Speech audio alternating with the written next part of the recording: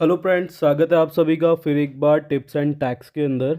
आज के इस वीडियो के अंदर हम सीखेंगे कि हम एंगुलर के किसी भी वर्जन 12, 13 या 14 या 15 के अंदर एंगुलर का प्रोजेक्ट कैसे अपने लोकल पीसी विंडोज़ मशीन के अंदर सेटअप कर सकते हैं। तो यहाँ पे मैंने अपनी कमांड लाइन ओपन कर ली है। मैंने जस्ट सिंपली CMD लिखा और मेरी कमांड लाइन ओपन हो गई। मुझे एक्चुअली पावर शेल के ऊपर काम करना पसंद है, इसलिए मैं इस वाले टैब को क्लोज़ करके मेरा पावर शेल टैब खोल रहा हूँ। बाय डिफ़ॉल्ट पावर शेल का जो टैब होता है वो हमारे डायरेक्ट फ़ोल्डर के अंदर खुलता है। तो मैं CD डॉट बैक बैक करके अपने बेस फ़ोल्डर्स के अंदर जा रहा हूँ।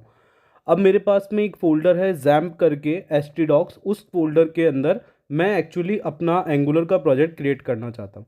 जनरली हम सभी जानते हैं ng न्यू ऐप लिखने से हमारा जो है प्रोजेक्ट क्रिएट हो जाता है। बट अगर आप फर्स्ट टाइम क्रिएट कर रहे हैं दैट मीन्स आपके पास में ये वाली एरर आएगी।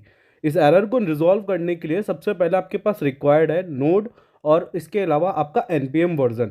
तो मैं जैसे ही नोड डैश डैश वी लिखता हूँ या नोड लिखता हूँ तो मेरे पास में नोड का वर्जन आता है। वैसे ही मैं npm डैश वी लिखता हूँ तो मेरे जो लोकल मशीन पे नोड पैकेज मैनेजर इंस्टॉल है उसका वर्जन लिखा हुआ आ जाता है। ये दोनों चीज़ें आपके लिए रिक्वायर्ड है, क्योंकि अगर आपको npm इंस्टॉल करना है तो आपके पास नोड का होना ज़रूरी है। तो बाय डिफ़ॉल्ट आपको नोड और npm दोनों इंस्टॉल करनी होगी।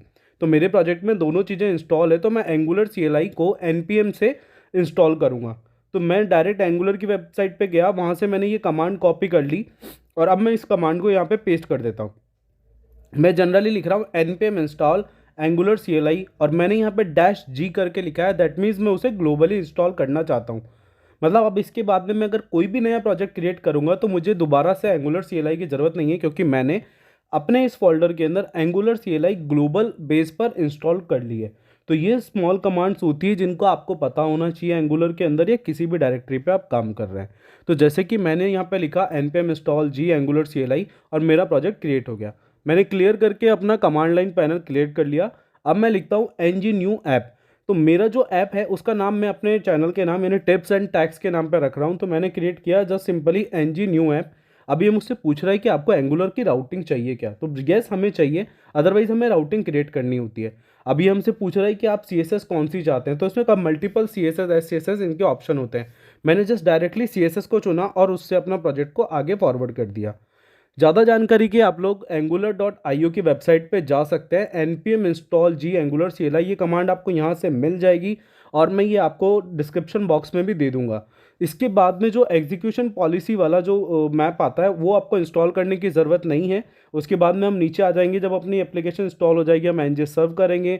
कुछ इस तरीके का हमारे पास में लेआउट आता है और ये पूरा ब्लॉग हम पढ़ सकते हैं। आप ये लेआउट देख सकते हैं, इस तरीके का लेआउट आपके पास भी जनरेट होगा। ठीक है, तो जब ये लेआउट जनरेट होगा हम इसके अंदर कुछ चेंजेस करने की कोशिश करेंगे। फर्स्ट ऑफ ऑल हम वेट करते हैं कि हमारा जो एंगुलर है वो इंस्टॉल हो जाए। And most of the done मेरा पीसी थोड़ा मतलब इसमें काफ़ी सारी चीज़ें इंस्टॉल्ड है, पाइथन एंड ऑल। तो ये थोड़ा स्लो चल रहा है। देखिए हमारे पीसी के अंदर ऑलरेडी एंगुलर अब इंस्टॉल हो गया है, हमने एक प्रोजेक्ट बना लिया है। तो मैं CD करके अपने उस प्रोजेक्ट में जाने की कोशिश करता हूँ। CD करके मैंने टिप्स एंड टैक्स लिखा तो ऑटो सजेशन में मुझे मिल गया और अब मैं अपने प्रोजेक्ट में चला गया। अब मैं जनरली यहाँ पे ng सर्व लिखता हूँ और मैं अपने फोल्डर को सर्व करना शुरू कर दूंगा। इसके अलावा हम npm install npm start command का भी यूज़ कर सकते हैं, बट दोनों कमांड्स के अंदर काफ़ी डिफरेंस है। आने वाले वीडियोस के अंदर हम जब एंगुलर को एडवांस लेवल पे पढ़ेंगे तो हम आपको सिखाएंगे कि आपको, या फिर हम आपसे डिस्कस करेंगे कि ng सर्व और npm स्टार्ट में क्या डिफरेंसेस है। इसके अलावा आप हाई लेवल के ऊपर एंगुलर कैसे सीख सकते हैं। हमने अपना प्रोजेक्ट स्टार्ट कर दिया है। सिंपली इसके ऊपर कंट्रोल के साथ में क्लिक करिए तो आप इस लिंक के ऊपर अपना जो प्रोजेक्ट है ओपन कर लेंगे। मैंने लोकल होस्ट 4200 के ऊपर बाय डिफ़ॉल्ट मेरा प्रोजेक्ट चल रहा है। मैंने जैसे उस पर क्लिक किया लोकल होस्ट 4200 पे मेरा एंगुलर का प्रोजेक्ट स्टार्ट हो गया है।